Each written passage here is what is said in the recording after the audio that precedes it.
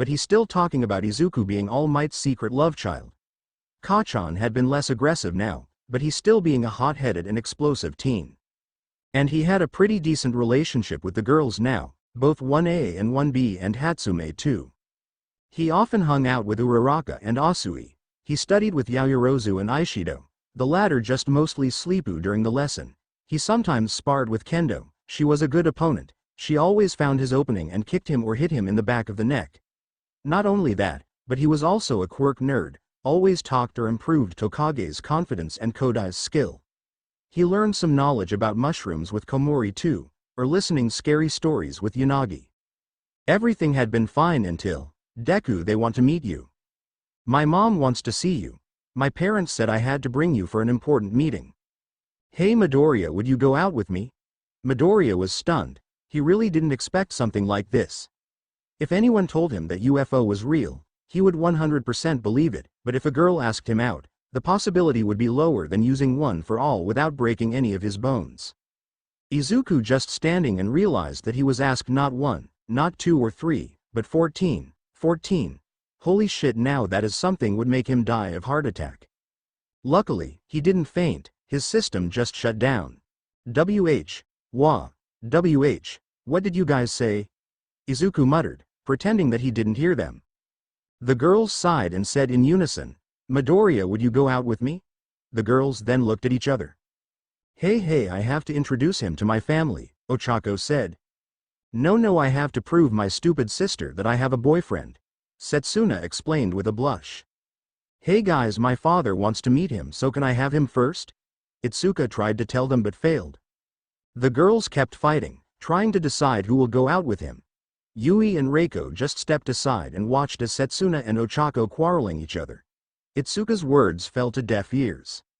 Izuku was trying to process what was happening. Uraraka was asking him out, so was Tokage and everyone else, but why? He is just a normal plain-looking boy. He is not short or tall at all. Okay, he is tall, 185 centimeters, but that wouldn't excuse his poor confidence and bad sense of humor. Wait, why are you guys asking me out? Izuku finally spoke. The girls stopped their argument and looked at him. After that they calmed down a bit and said, my family would like to have dinner with you. My father want to have to talk with. Various of them have different sayings. Yeah, I know that, but why? Izuku asked. Because of misunderstanding. Hagakure, Juru and Kendo said at once. I lied. Uraraka and Yaomomo muttered. Oh, if that, but why did why? You guys chose me. Why didn't you guys chose Todoroki? Izuku asked them, hoping they would choose someone else, not him. I'm sure he won't accept that. Momo answered. Tokiyami? Too gloomy, and Dark Shadow is a bit annoying. Kiro. Suyu said. Iida. Izuku kept trying. He doesn't match description about you. Mei's voice boomed across the hall. Sato. I'm not a fan of sugar, and I definitely don't want my parents to have diabetes. Juru said with a bored tone and sighed. Awase. He switched from Class 1A boys to Class 1B boys. Too foul-mouthed. Setsuna answered. Monoma. I'm sure the first subject he would say is, we are the best, we are better than 1A. Tetsu. Every girl in 1B flinched. They don't want to remember about what the energy soup incident again. The metal guy just poured a few bottles of energy drink into soup, making the whole class had a stomachache that night. They also didn't forget Tetsu's words. Hey, my sweats will spice up the barbecue.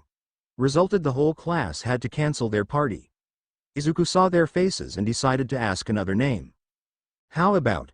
Before he could suggest more names, Ochako stepped up and put her hands on his shoulders. Deku, please. If you don't accept this, I would die of embarrassment. Not only that, my parents would hunt you down, and I'm not asking you to be my boyfriend. We could just fake this, and after this we can get back to normal. Ochako said with teary eyes and quickly hugged him. That's right, Midoriya. My father would throw you into a crocodile cage if you don't come. Setsuna chimed in. So I have to date you all?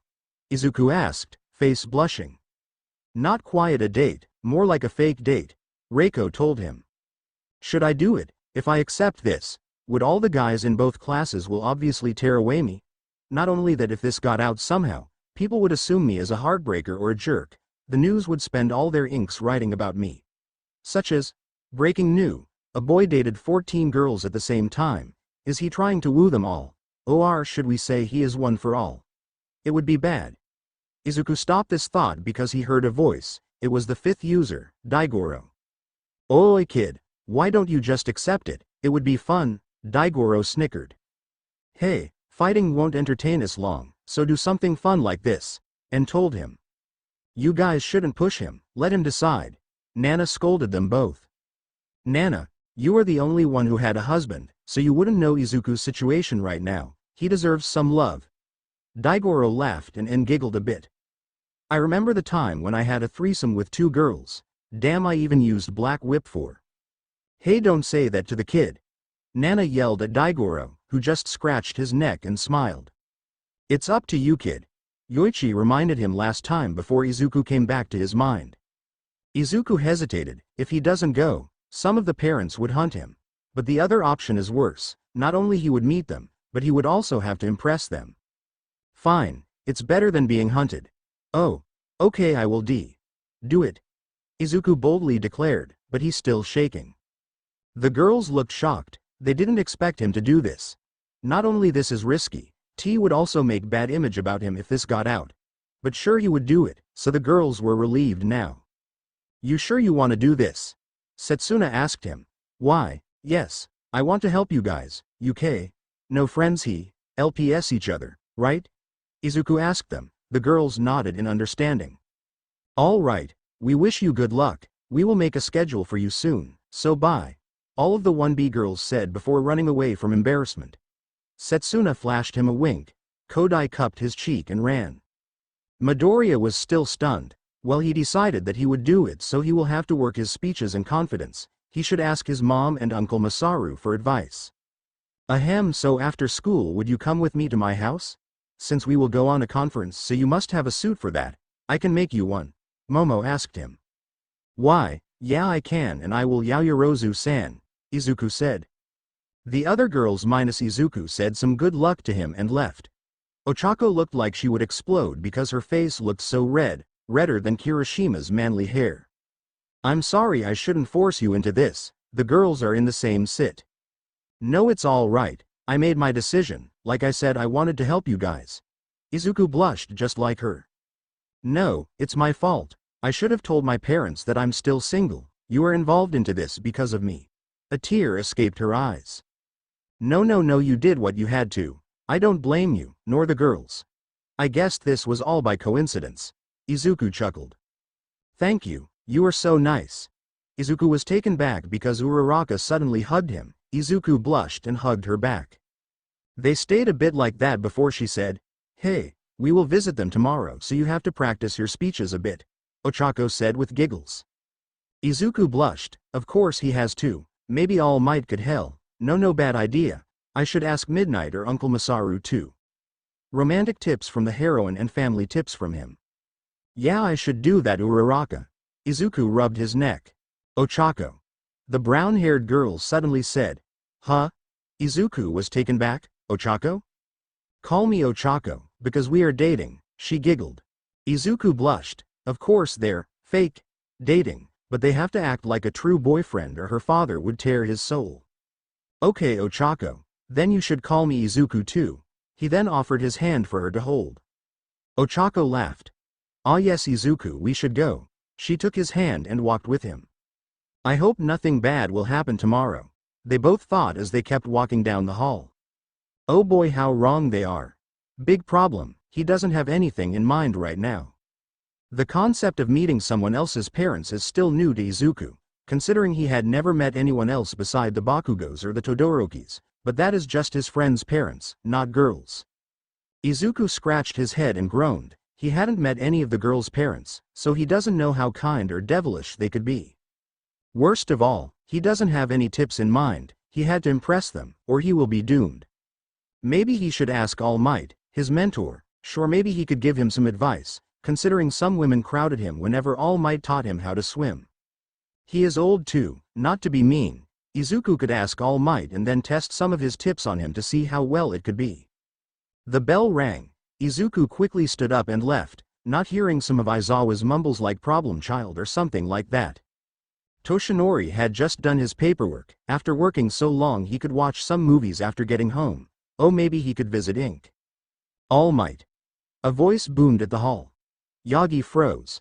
Oh, it is young Midoriya. After confirming Midoriya is coming, the taller man relaxed and turned around to see Izuku was panting like a wild boar. What is the problem, young Midoriya? All Might asked. Izuku kept panting, after regaining his breath and composure. All Might, can I ask you for some advice? Izuku asked, although he was still panting. Huh, okay, you could ask, young Midoriya. All Might told him, already packing some papers into his bag, readying to go home. Tonight, I will be going to Uraraka's home and meeting her parents. I'm wondering if you could give me some tips on how to impress them. Izuku blushed.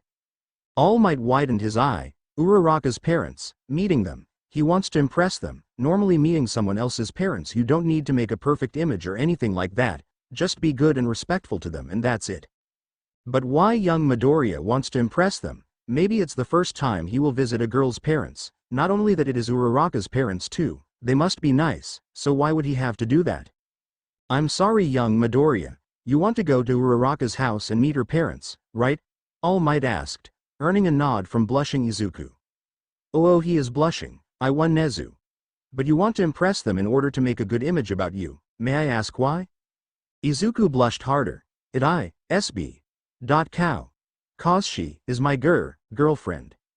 Why did I say that? She is not his girlfriend, just friend, or fake girlfriend like she said, but why? Somebody else could have heard it and spread the news if he isn't careful. All Might grinned wider. I super won, Nezu, it's time for revenge. So you are going to meet your girlfriend's parents, and you are asking me for some tips? Yes, that is correct, All Might. Izuku said, it's all right, I have some advice in mind right now. All Might put his hand in his chin, creating a thinking pose. Izuku looked determined. He took out his notebook to absorb All Might's wise words. Firstly, act funny, because the in-laws prefer a cheerful or energetic son-in-law rather than a lousy mouth one, so be funny as hard as you can. Secondly, when making conversations, you must maintain your confidence, oh boy, and don't mumble, they might find you weird. Thirdly, expect every question from them, it will inevitably come, so choose your answer wisely. And lastly, when you are going to your girlfriend's house, remember to buy some gardenia's flower, and also bring some chai tea if you have some, the cheap one of cows. Izuku literally beamed. Oh my god, All Might's words are so wise, it's like listening to a god talking, or listening to some classic music. Nevertheless, it is good tips. Izuku wrote down everything. Be funny, he can try. Maintain conversations, he also should try. Answer wisely but don't mumble, this is hard. Buy some gardenias, isn't it his mom's favorite flower? Why would All Might recommend that flower, not some random lily or rose but gardenias? Huh, this is weird. All Might, can I ask you a question? Izuku stopped his writing to make a question. Ask away, my boy. All Might waved his hand, signaling his mentor. Why would you recommend gardenias, my mom's favorite flower? Shit, I should have not said that. All Might screamed in his head. All Might, are you okay? Izuku asked. His teacher was shaking. Some sweat could be seen in his forehead. All Might couldn't say a word. Shit, what if he knew? I have to find a better answer for this or else I will be doomed. All Might cleared his throat. It is because gardenias represents for children in a family because of its purity and sweetness. All parents know that. This could also maybe score you in their eyes. All Might finally able to give a proper explanation. Oh, my mom taught me about the flower once. How did I forget that? Thank you, All Might. Now I know why those are my mom's favorite. Izuku smiled and closed his notebook, ready to leave. All Might breathed out from his mouth, heart beating like crazy. He can calm down now, maybe he shouldn't go to Inko's who. All Might, can I ask one final question? All Might widened his eyes. Shit, not again. He knew the question would be something terrific, but like what he said, expect every question.